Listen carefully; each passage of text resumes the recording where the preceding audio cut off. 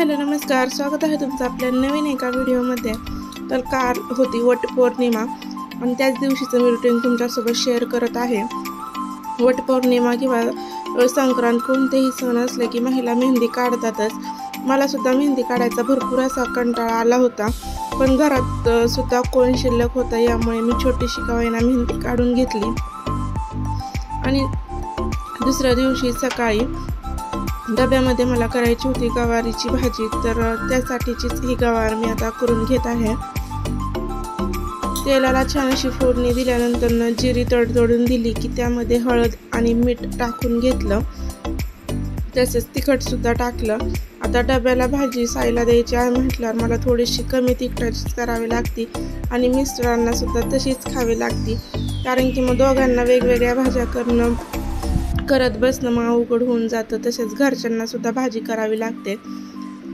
तर आता ही आपली भाजी कूट टाकून आता तयार होईलच, तोपर्यंत मग बाकीची कामे जी काही आहेत ती करून घेते।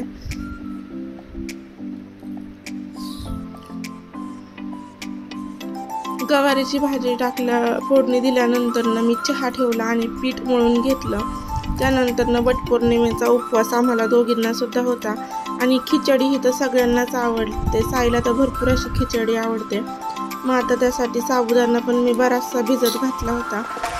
दरवेळेस जर आम्हाला सगळ्यांना उपवास असला तर साबुदाणा आदल्या रात्रीच भिजवावा लागतो, जेणेकरून सकाळी सकाळी खिचडी करता येते। पण आम्हाला दोघींना उपवास होता, यासाठी मग सकाळी लवकर साबुदाणा भिजत घातला। तर अगदी पावशेर गवारीमध्ये मोजके 2च डबे भाजी तयार झाली होती। तर त्यानंतर मग बाकीच्यांना चहा सुद्धा दिला आणि मग बटाट्याची भाजी करायला घेतली। बटाट्याची भाजी करून झाली तर माझं काम चालूच होतं, तोपर्यंत परडी घेऊन आल्या होत्या, कारण की पौर्णिमेची परडी ही मागतातच आणि त्यामध्ये तेल, मीठ, पीठ, जे काही 5 पदार्थ आहेत ते भरायचे असतात। आणि त्यानंतर काम करता करता माझ्या अशा लक्षात आलं की मी साईला औषध द्यायचीच विसरले होते। एक हे बरं झालं की त्याची शाळा अगदी 5 मिनिटाच्या अंतरावर आहे। मग शाळेत जाऊन त्याला पहिलं औषध देऊन आले, कारण की त्याला औषध हे न चुकता हे द्यावंच लागतं। घरी आल्यानंतर बाकीची सगळी कामं करून घेतली आणि त्यानंतर मस्त असं आपल्या घरच्या गावरान तुपामध्ये खिचडी केली। तर या इथे खिचडी सगळेजणच तिखट खातात, त्यामुळे अगदी मी जी मिरची आहे ती मिक्सरमध्येच बारीक करून घेतली होती आणि बटाटा सुद्धा छोटा असा पातळ कापून, जेणेकरून तो लगेच शिजला असा कापला आणि मिरचीमध्ये परतून घेतला। असा बटाटा कापल्याने जर आपला बटाटा शिजवायचा राहून गेला आणि खिचडीत बटाटा टाकायचा असला तर असे बटाट्याचे पातळसर काप करून घ्यायचे। अगदी 3 ते 4 मिनिटांमध्ये ते शिजून जातात। यानंतर त्यामध्ये साबुदाणा आणि शेंगदाण्याचा कूट घालून घेतला। त्यानंतर खिचडी अगदी छान अशी हलवून घेतली, पुन्हा त्यामध्ये मीठ टाकलं। आता त्याला एक वाफ येऊन देणार आहे। तर अशी खिचडी आपली खाण्यासाठी तयार झाली। खाण्याआधी देवाला सुद्धा नैवेद्य ठेवला आणि वटपौर्णिमा म्हणजे वड पूजून आल्यानंतरच खिचडी खाल्ली जाते, पण आम्हाला वडाला 5 वाजता जायचं होतं, त्यामुळे मग आम्ही सकाळीच खिचडी म्हणजे दुपारीच खिचडी खाऊन घेतली। कारण की पहिले मला खूप निरंकार उपवास निघायचे, पण आता एवढे निरंकार उपवास माझ्याकडून करणं होत नाही। मी अगदी 16 सोमवार सुद्धा केलेले आहेत, पण आता एवढे कडक उपवास मला नाही होत। तर अशा पद्धतीने मी वडाला जाण्यासाठी तयार झाले होते। तर असा गावाकडचा आमचा रस्ता आहे, शेतातून जाणारा, आणि आमच्या इथं जायचं म्हटलं की सगळ्यांनी सोबतच आम्ही निघतो, तेवढंच छान वाटतं।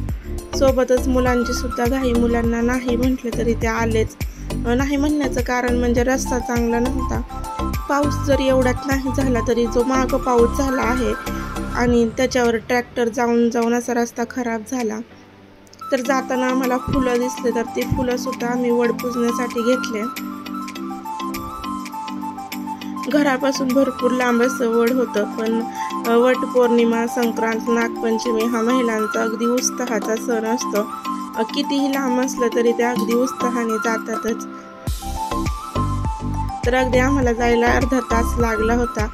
सिटीमध्ये कसं असतं, जरी वडाचं झाड लांब असलं तरी एक फांदी आणून ती कुंडीत लावून टेरेसवर त्याची पूजा केली जाते। पण खरी मज्जा जी आहे तो मोठा वड आहे तिथे पूजा करण्यात आणि सगळ्या ज्या लेडीज मिळून येतात तेव्हा खरी मज्जा असते।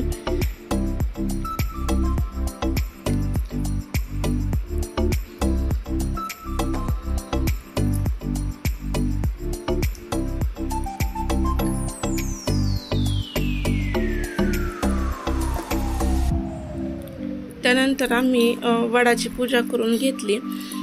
4 जणी होतो, मात्र त्या आत्यांनी आधीच पूजा करून घेतली होती। त्या म्हटलं मग नंतर तुम्ही तुमचे व्हिडिओ काढत पूजा करा।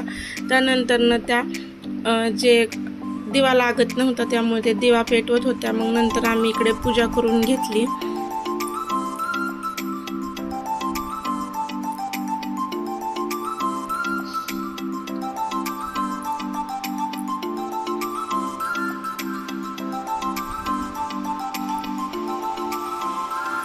मी पूजेच्या साहित्यामध्ये घेतलं होतं आंबा, तर हा घ्यावाच लागतो। त्यानंतर गव्हाची वटी, खोबरं, पीस, तसेच काळी पेटी दिवा लावण्यासाठी आणि पणतीसुद्धा घेतली, पण ती वाऱ्यामुळे लागली नाही। उदबत्ती, कापूर आणि अजून काही कापसाचं वस्त्रसुद्धा घेतात, पण घाईघाईने ते करणं झालं नाही। तर बऱ्याचशा ठिकाणी वेगळी पद्धत असेल, तर मी एवढं सामान घेतलं होतं आणि या सामानात पूजा केली।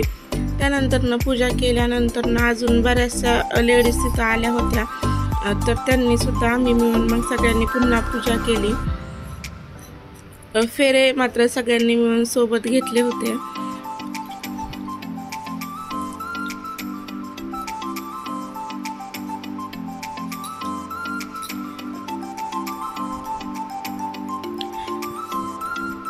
वडाला 7 फेरे मारल्यानंतर आम्ही तिथे एकमेकांची ओटी सुद्धा भरली, कारण की गहू जो असतो त्या गव्हाने वडाची ओटी भरल्यानंतर अगदी एकमेकांची सुद्धा ओटी भरली जाते। त्यानंतर हळदी कुंकू लावून ज्या मोठ्या आहेत त्यांना नमस्कार केला। तर असा आजचा छोटासा व्हिडिओ होता। आवडला असल्यास व्हिडिओ लाईक, शेअर, सबस्क्राईब करा।